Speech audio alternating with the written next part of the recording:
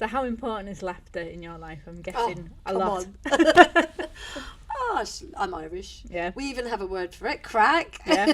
I was going to specify Yeah. actually earlier when you said crack, you Yeah. meant Irish crack. Oh, yes. Oh, not, God. Not Yeah. crack. Oh, did I say crack? I did You said, at the beginning. is it the crack? Or I was like, it's not crack, it's Irish crack. C-R-A-I-C. Yeah. Yes, let's get the spelling right. Clarify that. Yeah, crack is mighty.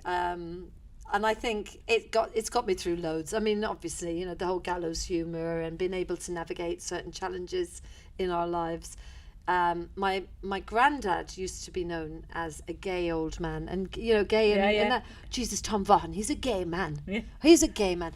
Mischief is the key, I think. Mischief and divilment. We call it divilment in Ireland. Twinkle in the eye. I love it. Yeah. My mum, I get it from my mother, and she's a chancer, and she cracks me up, and she now has Alzheimer's. But you know what, Mary? The key thing is, I love the fact that we can still connect with her, with the laughter. Oh, Do you know? So that's still a The root. laughter and the music. So when she comes to visit me, I'll have Johnny McAvoy on the Alexa in the background, and she'll say, "Oh, we're having a great day here today. He's playing great songs today." I'll say, "Come on, Josie, get up and dance." And she'll get up and dance around, and we'll laugh. Yeah. And it's when my dad died from Alzheimer's as well, sadly. Right. But I used to think it was quite funny because in our house, the kids, because my nieces and nephews and my own children, it was very much like, okay, so this is just us living with it now. So they'd be playing, you know, teddies. The teddies would be on the hoist going up and down. And Mum got a phone call and somebody, one of the neighbours who'd driven by the house said, "Is there something wrong with one of your grandchildren? I saw him wheeling around in a wheelchair." They used to play with the wheelchair, Dad's wheelchair. So laughter, always looking at the funny side of things is very big. I love people like Adam Buxton and like Matt Berry, like, you know, kind of irreverent, surrealist stuff. I used to love the Mighty Boosh and the kids, so on the absurd. Crazy kind of the moon. I love the moon. What I loved about the Mighty Boosh was I could connect with my son when he was little, and we would watch that. And he went into nursery school one day, and the moon was out. You know, it was early, like probably November or something. And he said to the nursery guy, he went, "Oh, Matt, the moon from the Mighty Boosh." Matt was like, "Wow, this child is quoting the Mighty Boosh." This is the coolest kid. Now he would tell me now that he hates that humour, right? But that's probably because he's going against his mother. Yeah. But I think it's a wonderful way that I connect with the kids. We send each other memes all the time. We all have in-jokes about various things, which they sometimes blurt out in the wrong places or with the wrong people. But for me, it's really important. My friends are funny. I just love having a good laugh, a good belly laugh. Yeah. You know, they've done studies. I love this. They've done studies where they've shown there's a really funny cat video that me and my daughter love. You know, it's just very funny. Love a cat video. Yeah. But they show funny cat videos with this one control group, and the other one they show the news. Surprise, surprise, and they send them off to do tasks. Yeah. So and really test them, like, you know, follow instructions and give them, you know, some serious cognitive work to do, and obviously the ones who've just come out of the cat video session do way better. Yeah, they perform much better. Isn't that mad? Yeah, you think about your it. brain's flooded with all the best endorphins and, you know, oxytocin and all that. So, and that's your broaden and build again, isn't it? Yeah. Because I say to students or clients when I work with stress, you like that, you become constricted. Yeah, and you don't laugh. You can't laugh. And then when you're like that, you're just producing cortisol and adrenaline and noradrenaline. I can even feel it in my throat. Yeah. But the laughter loosens you. And I just could not imagine a life without laughter. I couldn't. And I seek it out. I actively seek it out. Yeah. I find things that make me laugh. I find memes that make me laugh. My friends send me memes on Instagram. I send them memes on Instagram. And I often just belly laugh, in public places where people are just like, what? And I love, do you know what I love? I love meeting people who I spark with as well. Yeah. Like, you're like one of those people. We have a laugh. Yeah. And I just think that's such a gift as well. Yeah, I love that. I call it an instant get-on factor. Yeah.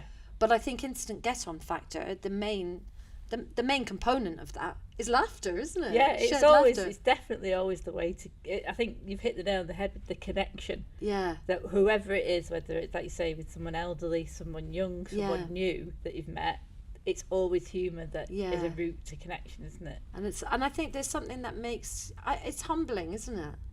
Because you can, and there's the authentic self coming to the fore there.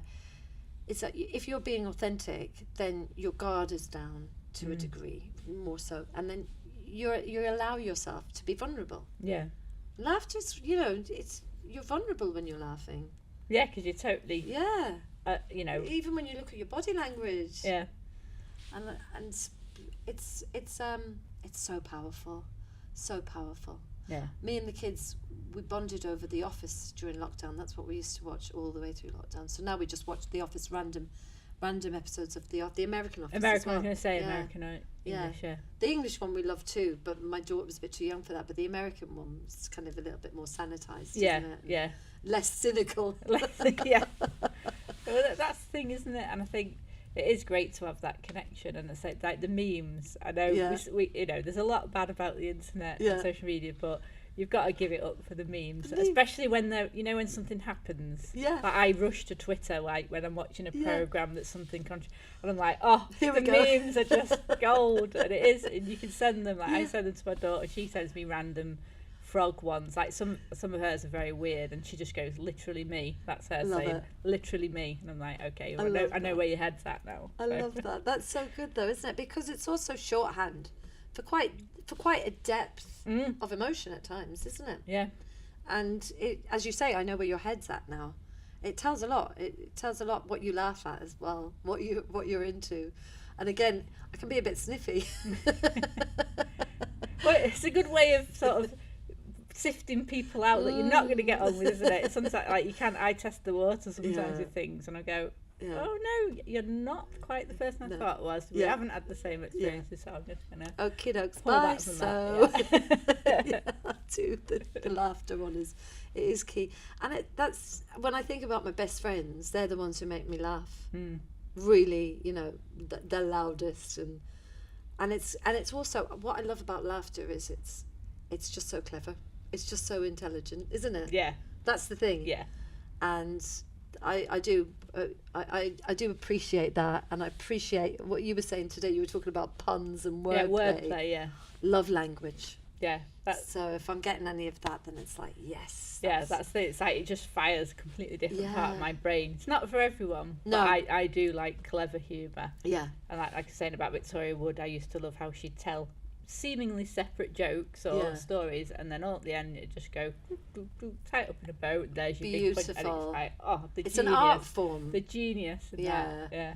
So and I like funny novels. I read actually the Booker Prize winner. This is weird. My ex got it for me for Christmas. Hasn't bought me a present in like 20 years, but anyway, bought me this for Christmas. And the Booker Prize winner, Irish guy, Paul Lynch, and it's called The Prophet. Prophet's Song. Oh my God, it broke my heart. It was awful. Yeah. It was a dystopic novel, and it was set in Ireland at a time of war and division, and it was just too close to what's going on in general in the world to be fiction. But I remember at the end, I read it at the beginning of the year, and I said, I'm not reading anything that doesn't lift me. Yeah. So I've got a little book club called the Badass Book Club. Right. And every month I pick something like Atomic Habits. Yeah. This month it's Indistractable by Nir Eyal. Oh, right. Brilliant. Yes, yeah. Brilliant for students actually studying. I put that onto my list because a lot of my students do the book club. But the books I've said I'm going to read from here on in will not affect me deeply in a way that depressed me. I'm going to look for funny things. Marion Keyes, for instance. Yeah. I used to be She's a right crazy. snob about her. Yeah. As a literary person, I'd be like, I don't think that's chick lit. Chicklet. Rubbish. Chicklet. Yeah. And then I read it 20 years later, and I was like, oh Jesus, she's actually very good. Oh no. Because I think it's hard to write funny. It's to write really funny as in hard. for a book. Yeah. Because there's so much in comedy generally is about your tone, your delivery. So I think it's a real art form to write funny. And she does pack a punch in her books. Like I devoured them voraciously once I started reading and realised, oh, she is for me. Yeah. Oh, I take it all back, Marion. Sorry, I've slagged you off for 20 years, mate. I'll make up for it now. Yeah. Oh God, I think it might be jealousy on my part. Oh. Yeah. Let's be honest. But yeah, I do. I love a good uplifting read and good uplifting watch. And if I do feel low, I will find something. I'll do a bit of rancing to my music, but I'll also find something. And I say this to clients all the time: find something that lights you up and makes you laugh. Yeah. And just have it as your go-to, as your touchstone. Yeah. And go home, sit down, and watch an episode of Friends. A lot of teenagers. Friends is my real. That and is it my. Is. Yeah. It's so comfortable, isn't it? Yeah. I must have watched it thousands of times, and now my daughter's into it as well. I love it when they get to that age. And I'll come in and I'll go, "Oh, this episode's brilliant." She says, "You say that about every episode." I was like, "Yeah, but this is like Ross's physical humour is just brilliant." Oh, I mean, it is on so many levels, and I love good writing. I mean, I love Succession. Have you seen Succession? Oh, it's hilarious. Yeah, so funny. Yeah, I just rewatched all of Succession back to back. It made a lot more sense actually when you binge watch it together. Yeah, it's so amazing. So Succession, I loved because Peep Show was written by the same guy. Yeah. So my son has found Peep Show, so we have lots of in jokes about the characters in Peep Show. I'll say things to him, like the turkey. There's the one where he tells him he hasn't bought a turkey, and then he goes off completely crazy, and he goes, "Of course I have." But there's this ongoing joke when I tell him I haven't cooked the dinner. Yeah. He falls for it every single time. I love an in-joke as well, especially in the family. It's good, isn't it? It's really bonded, isn't it? Yeah, it is, because it's hard. When you've teenage kids, isn't it? It's sometimes really hard to reach them. Yeah. And they do go away from you, don't they, for a period? They have to. And they have to, yeah. But that I found the humour as the one link that we can keep. And it's one I kept with my own dad, and my own mum when I left home and when I was growing up even. I do remember one of my earliest books was The Hitchhiker's Guide to the Galaxy. And to this day, and I remember coming across that when I was quite young, and I liked it because it had a neon pink front cover, and it was in Woolworths or somewhere, so I think I must have bought it in London, so it would have been years and years ago. But that was so witty. Douglas Adams' writing is so witty, and that was what really kind of intrigues me about that. But yeah, laughter is huge. Love that.